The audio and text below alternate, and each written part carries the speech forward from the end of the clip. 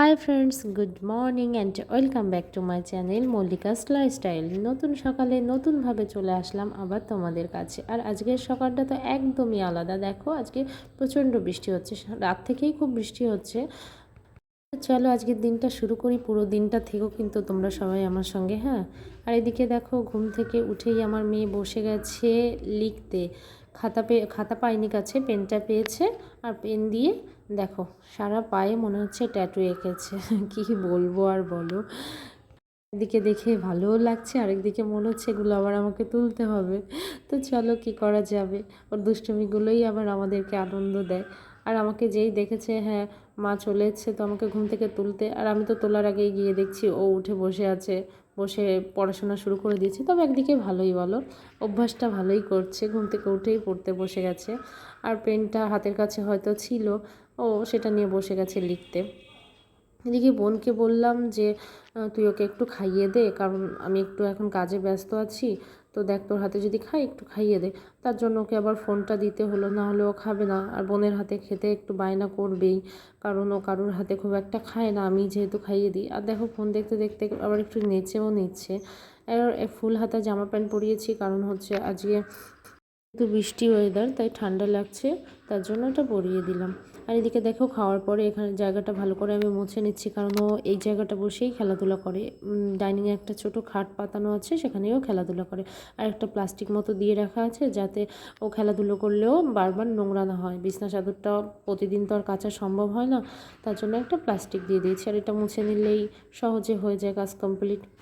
দেখো, চান পুজো করে চলে আসলাম, কিন্তু বাইরে প্রচণ্ড বৃষ্টি হচ্ছে, তাই ভাবলাম একটু দাঁড়িয়ে দাঁড়িয়ে গেটের কাছে বৃষ্টিটা দেখি কেমন লাগছে। আর মেয়ে তো দেখো আঙুল খেতে ব্যস্ত, যতই বারণ করি আঙুলটা খাওয়ার বন্ধ দেবে না। মেয়েকে আজকে আর চান করায়নি, কারণ ওর একটু সর্দি সর্দি মনে হচ্ছে। দেখো, অনেকদিন পরে শাড়ি পরলাম, শাড়ি তো পরাই হয় না, তো ভাবলাম আজকে জামা কাপড় বেশিরভাগই ভিজে রয়েছে, দুদিন ধরে যেহেতু বৃষ্টি হচ্ছে, তাহলে আজকে একটু শাড়ি পরে নিই। আর বাচ্চা থাকলে তো একটা দুটো নাইটি তো হয় না, বেশ কয়েকটা নাইটি লাগে, কিন্তু বেশিরভাগই দেখলাম ভিজে। তো ঠিক আছে, আজকে একটু শাড়িটাও পরে নিই, শাড়ি তো পরাই হয় না। তাই দেখো কেমন লাগছে জানিও কিন্তু, হ্যাঁ তোমরা সবাই কমেন্টসে। আর বাইরে তো খুব বৃষ্টি হচ্ছে, হয়তো এখানে আওয়াজটাও তোমরা শুনতে পাবে, কথা হয়তো ক্লিয়ার নাও শুনতে পেতে পারো। আরও দেখো ওইদিকে কী করছে, বৃষ্টির ভিতরে বসে বসে অ্যালোভেরার জেলটা দিয়ে নাকি গাছ লাগাবে। আমি তো এরকম সিস্টেম জানি না, ও আবার বেশ নতুন নতুন সিস্টেমে অনেক কিছু করে।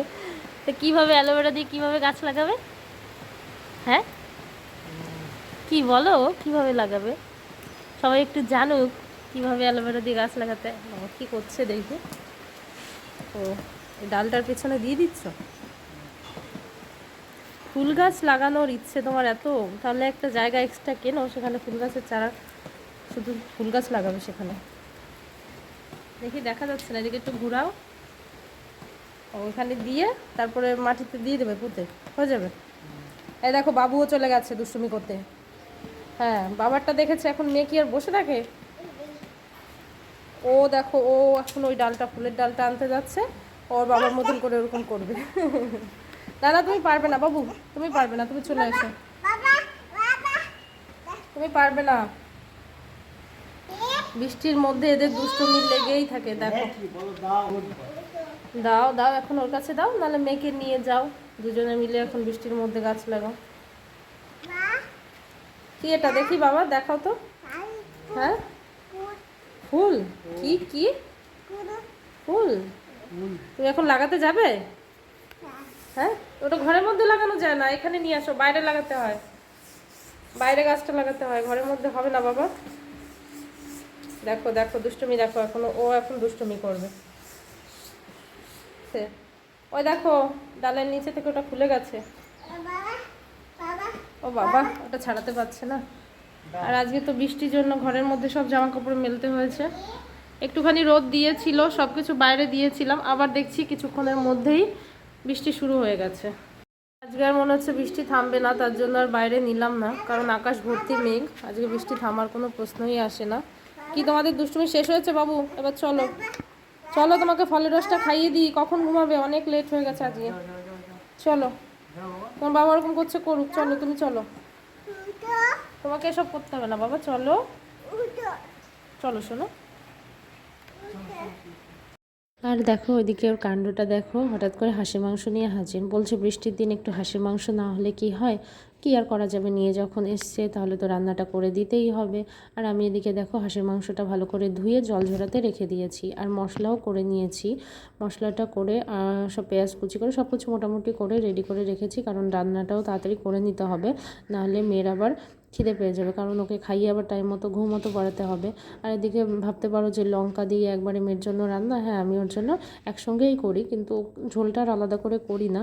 ওর জন্য সব মাংস থেকে আলুটা তুলে একটু মাংস দিয়ে মেটে দিয়ে মেখে দিই, ব্যাস ওটাই ও খেয়ে নেয়, কারণ এখনও অতটা খাওয়া শেখেনি যে আলাদা করে মাংস করতে হবে। আর হাঁসের মাংস এমনিতেই খুব একটা খেতে পারবে না ও। আর মশলাটা আজকে শিলে করছি, তার কারণটা হচ্ছে সবাই বলে শিলে মশলা করলে নাকি হাঁসের মাংস বেশি টেস্টি হয়। দেখো গরমা গরম হাঁসের মাংস বসিয়ে দিয়েছি মানে কি অলরেডি হয়ে গেছে, এবার আমরা শুধু খেতে অপেক্ষা, গরমা গরম হাঁসের মাংস। আর মেয়েকেও খাওয়াতে বসে গেছি, মেয়েকে এখন আর মাংসটা দিলাম না, একটু ভেন্ডির তরকারি করেছিলাম, সেটা দিয়েই মাছ দিয়ে ভেন্ডি দিয়ে করেছিলাম, সেটাই ওকে খাওয়াচ্ছি। আর ও তো খাওয়ার সময় অনেক দুষ্টুমি করে, তো ও দুষ্টুমি করছে, তার ফাঁকে ফাঁকে আমি খাইয়ে দিচ্ছি। আর ভেন্ডির তরকারিটা হলে কি হয় বলো তো, ও সহজে খেতে পারে, কারণ ওটা মুখে দিলেই টক করে গিলে ফেলতে পারে, তাতে একটু সুবিধা হয়, তাই ভেন্ডির তরকারি দিয়েই মাঝে মধ্যে ওকে খাওয়াই।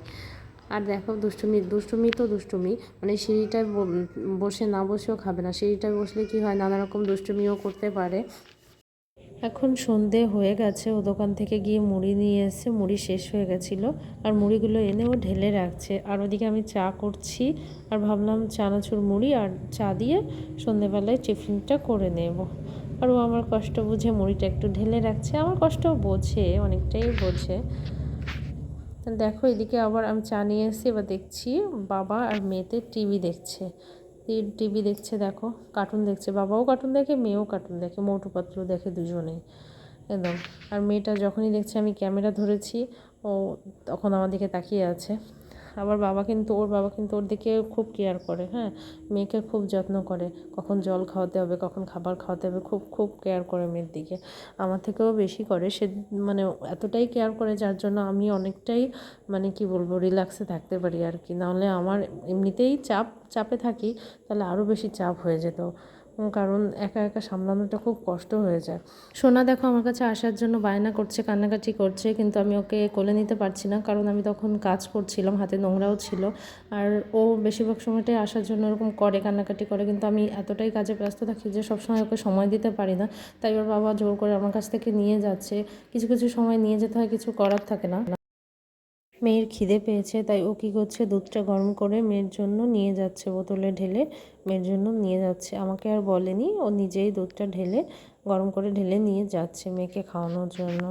ওই বললাম কষ্ট বোঝে আমার, দেখেছে আমি ওইদিকে রাতের জন্য খাবার তৈরি করছি, খাবার বলতে ওই আটা মাখাচ্ছিলাম আর কি, তাই ও মেয়ের জন্য দুধ ঢেলে নিয়ে যাচ্ছে।